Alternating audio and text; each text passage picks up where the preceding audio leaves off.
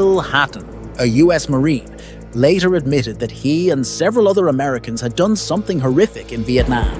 They gave local children peanut butter cracker sandwiches with trioxin heat tablets hidden inside. The children had no way of knowing what they were eating. The tablets were meant for heating military rations, not for human consumption. They burned the children's throats and even caused holes in their stomachs. Hatton said that his unit also tossed cases of sea rations off the back of moving trucks at women and children, as if the people running beside them were not human beings. He described how they sometimes opened fire in sudden bursts, known as mad minutes, for no tactical reason at all. The same pattern of cruelty appeared in other places and other wars. At 4:30 in the morning on February 13, 1991, 2 U.S. Air Force stealth bombers dropped laser-guided bombs on public shelter number 25 in Baghdad's Al-Amiriyah district. The shelter had been built years earlier during the Iran-Iraq War to protect families from air raids. On that night, hundreds of civilians had taken refuge inside. Women held their children close and tried to sleep through the constant sound of distant bombing. The first bomb crossed nearly 10 feet of reinforced concrete before exploding. Minutes later, a second bomb followed the same path. People outside heard screams for a short time, then silence. More than 400 civilians were killed. Those on the upper level died instantly in flash burns. Others were scalded to death when the tank system inside burst and boiling water flooded the rooms. Survivors later described blackened handprints fused to the ceiling, bodies melted together, and a film of human fat floating on the water that firefighters pumped in. The United States later claimed the shelter had been converted into a military command post, pointing to radio signals and surveillance. But even some senior American officers doubted that explanation and called the evidence thin. Human Rights Watch and reporters who visited the ruins found no sign of military use. Today, the remains of the shelter stand as a memorial. Photographs of the dead line the walls. Umgada, a woman who lost 8 of her children that night, became the caretaker. Years earlier, in September 1942, the German submarine U-136 torpedoed the British ship RMS Laconia near West Africa. Because the ship was armed, it was considered a legitimate target. But when the submarine's commander, Werner Hartenstein, realized that most of the people in the water were Italian prisoners of war and civilians, he began a rescue effort. He sent open radio messages in English, gave his position, and promised not to attack. Other submarines joined him. The scene was chaotic. The Laconia had tilted badly, and many lifeboats could not be launched. Prisoners trapped below broke out. Men fought each other to reach the boats. Sharks circled through the debris. 56 stayed on the surface with nearly 200 survivors on its deck and more in lifeboats it towed behind. On September 16, an American B-24 bomber spotted the submarine. The aircraft saw the Red Cross flag and received messages in English explaining that survivors, including women and children, were aboard. Despite this, the commanding officer ordered an attack. Bombs and depth charges fell among the lifeboats. Many people were killed. The submarine was forced to cut the ropes and dive to survive. Other submarines continued the rescue, but the death toll was enormous. Out of 2,152 people on the Laconia, only around 1,000 survived. Most who died were Italian prisoners of war. The American aircrew reported that they had sunk U-136 and received medals. No one was investigated. The incident shocked the German Navy. The next day, Admiral Karl Dönitz issued the Laconia Order, forbidding submarines from rescuing survivors again. The order later appeared at the Nuremberg trials, but once the full story of the Laconia attack surfaced, the tribunal decided not to give Dönitz extra punishment for that specific issue. Legal scholars later called the American attack on U-146 a clear violation of international law. In 2010, another set of crimes came to light far from the sea. In Afghanistan's Maywand district, a 15-year-old boy working in a field was killed when US soldiers threw a grenade at him, shot him, and then posed for photographs with his body. A sergeant cut off the boy's finger as a trophy. This became the first known killing carried out by a group that called itself the Maywand Kill Team. A month later, they killed a 22-year-old man who may have been deaf or mentally disabled and kept part of his skull. They killed another man, Mala Adad, with a grenade and gunfire in front of his family, then took another body part. When villagers complained that Adad had been unarmed, a platoon leader returned to the village and insisted the man had been dangerous. But photographs published later showed soldiers smiling over bodies, holding severed fingers, and posing beside two Afghans cuffed together near a sign that read, "Talibans are dead."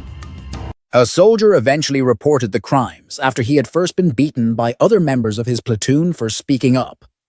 Another soldier had tried to warn military officials through his father months earlier, but no one responded. Once the army launched an investigation, charges spread across the unit.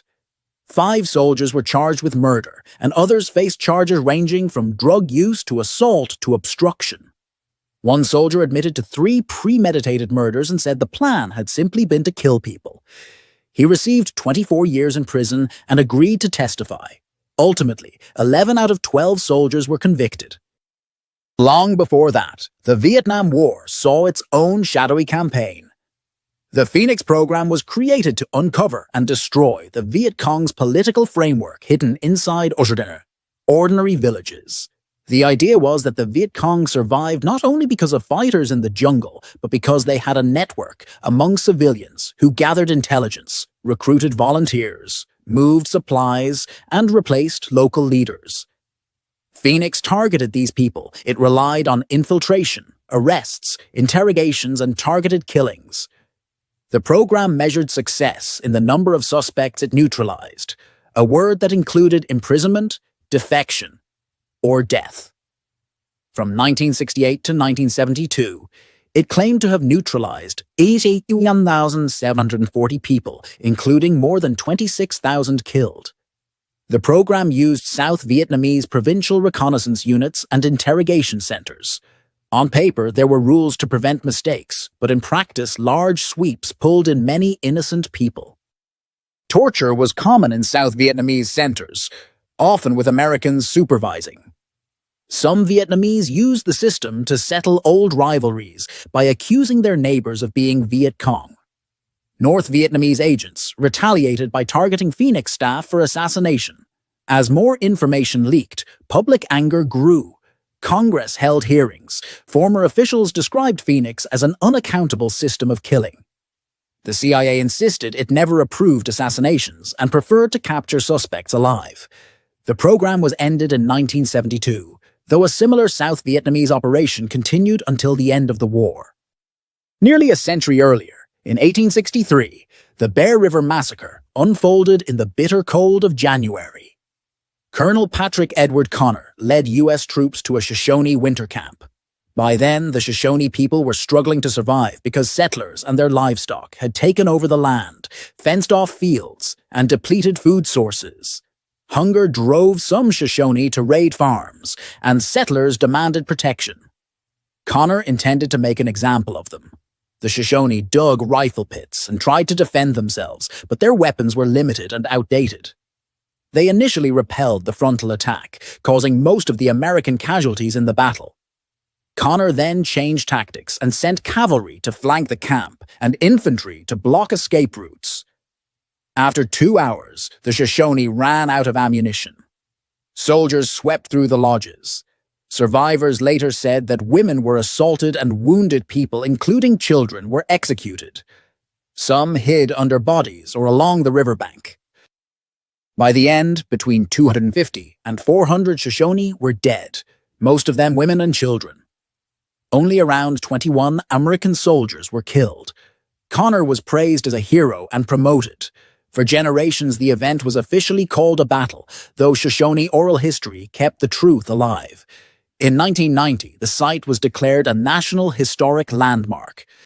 In 1906, during the Moro Rebellion in the Philippines, another tragedy unfolded at the volcanic crater of Bud Dajo on Jolo Island. Between 800 and 1,000 Tausug men, women, and children had taken shelter inside the crater. For 4 days, U.S. forces under General Leonard Wood attacked the position with artillery, naval guns, and machine guns. When it ended, only 6 Moro survivors remained. Everyone else in the crater had been killed. The United States called it a victory, but newspapers criticized the slaughter of civilians. Even some officers close to the operation doubted Wood's claims. Major Hugh Scott said the people inside had planted crops and wanted only to live in peace, not to fight. General Wood argued that Moro fighters used women and children as shields and that some women had disguised themselves as combatants. The Governor-General said the high number of civilian deaths came from artillery. But reports described a machine gun firing directly into the crater. Many believed the truth was being covered up. Around 20 American soldiers were killed. President Theodore Roosevelt congratulated Wood, but the public demanded answers. During the Pacific War, another incident left deep controversy. After the U.S. submarine Wahoo torpedoed the Japanese transport ship Buyomaru, survivors climbed into lifeboats. Instead of leaving them, the submarine's crew opened fire. The official American explanation was that the survivors had fired first and that the submarine acted in self-defense.